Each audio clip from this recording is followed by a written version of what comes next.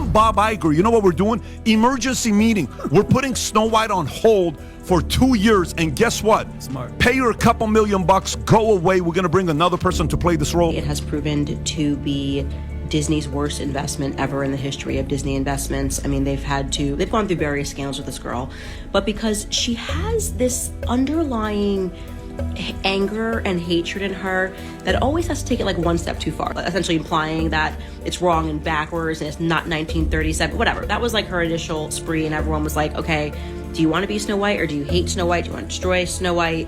Trump wins, and Rachel decides to go on really just a psychopathic, demented rant. Okay, y'all, get ready because this one's messy. After months of backlash and viral chaos, Rachel Zegler finally broke her silence on the Snow White disaster, yet the live-action remake that fans slammed as woke and ruining childhoods. Before and after the film dropped, Rachel faced serious heat. Her interviews, called dismissive. Her tone, arrogant. Now, she's trying to clean it up, sounding all grateful and misunderstood. According to her, she never meant to disrespect the original. You had Rachel Zegler on the docket, too. I think actresses should be quiet. So, I understand She's why. such an... Rachel's now all about praising Disney, calling the role an honor. But fans aren't buying it, especially after she dissed the idea of Snow White dreaming of love. That comment, still not forgiven. It's Snow White, mocked the fact that there was a prince and that she falls in love as opposed to leaning into her own power. We could go on. They postponed the release of this thing, Ben, for a year because it's their star, Rachel suddenly switched to full Disney princess mode, gushing about how grateful she was for the role. But fans weren't fooled. The box office was flopping, ticket sales were nosediving, and insiders claimed her team was scrambling to do damage control fast. been in a full meltdown about this girl for a couple of years now, and how they had her tweet out like a little, "Yay, Snow White, can't wait, so excited." Rumor has it her PR team told her to soften up. Act sweet, act nostalgic, act like she loved the original all along. But by then, the internet was already roasting her. Fans were comparing the beloved 1937 classic to what they were calling a modern train wreck.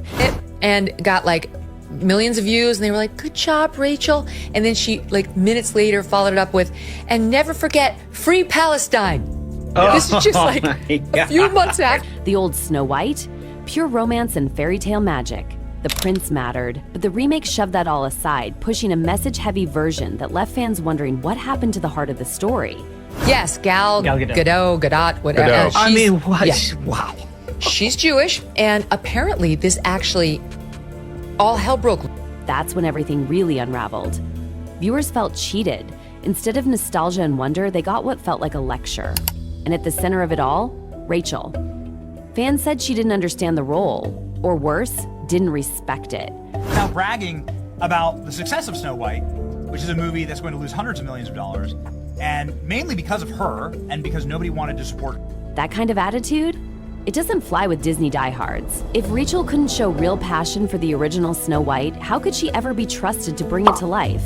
Fans were outraged. They said she lacked heart, lacked respect, lacked everything that made Snow White beloved for nearly a century. Meanwhile, Disney tried to distract with glitzy promotions, especially around Gal Gadot's evil queen. But not even a glam villain could save this film from what was coming next. Than we did viewers in most of these theaters.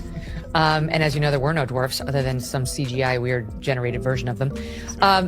It's the old, it truly is go. The first glimpses looked promising. Sparkling costumes, rich sets, a fairy tale vibe. But the hype didn't last. The US release date had been locked in for ages, March 21, 2025. But by then, excitement had curdled into dread. Disney wasn't just reviving a story, they were reviving the very first feature-length animated film they ever made. This wasn't just a remake, it was history, and fans were not happy with how it was being handled. Half of the country when you're putting out a product meant to appeal to all. It's the Michael Jordan Republicans buy. The cast was stacked. Rachel as Snow White, Gal as the Queen, Andrew Burnap as Grumpy. Behind the scenes, the writing team tried to strike a balance. Nostalgia meets modernity. Some fans were intrigued by the updated lens, others, not so much. Even the music was a hybrid. Benj Pasek and Justin Paul, Broadway giants tried blending old Disney magic with new songs, and while a few classic melodies stayed, a lot of it felt off. Every one of the 18 hours I am in this Snow White dress, I expect to get paid. if it's 18 hours, I want 18 hours of pay.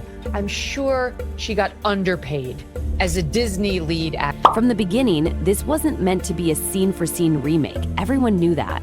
But the changes were massive. Entire plot elements were rewritten, key characters were altered, or worse, erased. And the biggest controversy, you guessed it, the 7 dwarves. She got paid for 17 instead of 18 on her multi-million-dollar salary, which Just the idea of changing them was enough to make the internet explode. Were they being removed, replaced, modernized? Fans were furious. The dwarfs weren't just background, they were everything. They added humor, soul, and heart. Taking them out, that was sacrilege.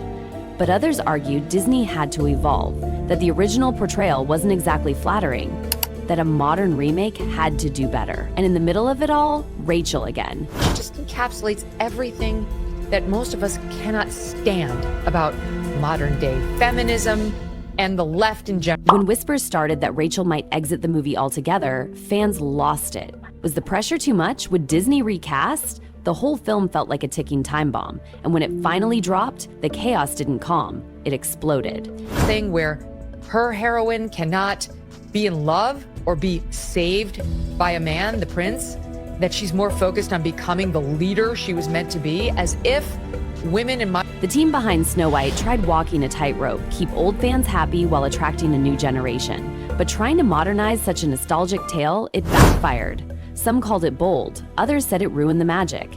Either way, the tension was palpable. Cannot both be a leader as a female and fall in love and be rescued by a prince. Like, that's incongruous bullshit. That's only the left's version of what it means to be a strong woman or female. Fans who loved the original called the changes disrespectful. They missed the love story, the innocence, the wonder, and many questioned if Disney was more focused on being current than being true to the magic that made them famous. This woman has clicked every box, and just for cherry on top at the end, she gave an interview last week talking about how they were basically a bunch of white supremacists on the set.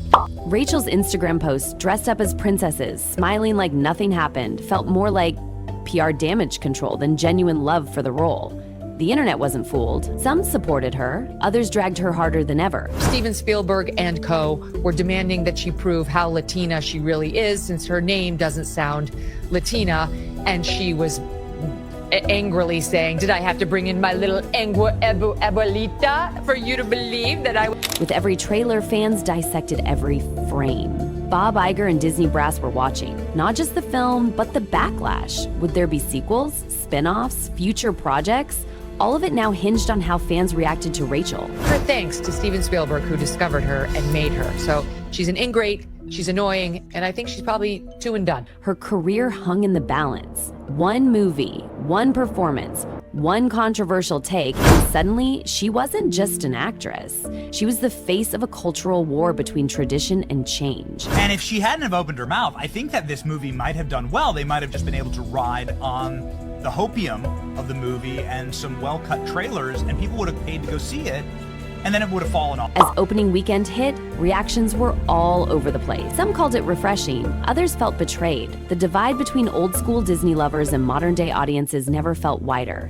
Made it so hateable that you really sabotaged and took hundreds of millions of dollars from the studio. I don't know how anyone would ever want to go into... Critics debated whether the updates made the story richer or stripped away everything that made it iconic. And Rachel, caught in the crossfire, every word she said either healed or hurt. There's a big focus on her love story with a guy who literally stalks her. Weird. So we didn't do that. If Snow White flopped, it wasn't just bad news for Rachel. It was bad news for Disney's whole reboot strategy. Would future stars want to risk it? Would old stories be left untouched? I'm sure a lot of people will assume it's a love story just because, like, we cast a guy in the movie. Right. Andrew Burnap, great dude. Fans clung to hope that maybe deleted scenes or extras might fix things, give context, soften the blow. Maybe the dwarfs had a bigger role than it seemed. Maybe Rachel's Snow White wasn't so far gone after all. It's not about the love story at all, which is really, really wonderful. And whether or not she finds love along the way is anybody's guess until 2024. But even if those scenes helped, the damage was done. Rachel's version of Snow White had already divided a fan base. Some felt inspired. Others felt like they lost something sacred. All of Andrew's scenes could get cut. Who knows? It's Hollywood, baby. But It's one of those things. so true, It's yeah. an inner journey that she goes on to find her true self. Disney walked a razor-thin line, trying to be progressive while honoring a legacy. And let's be honest, they stumbled more than once. Snow White wasn't just a movie, it was a test of values, of vision, of whether Disney could truly evolve without losing its soul. I was scared of the original cartoon. I think I watched it once and then I never picked it up again. Rachel became the lightning rod. To some, she was bold and brave. To others, careless and cold. And as the dust settles, one truth remains. The debate over her Snow White isn't dying down anytime soon. Whether this version becomes a forgotten misstep or a celebrated shift depends entirely on how history and fans choose to remember it.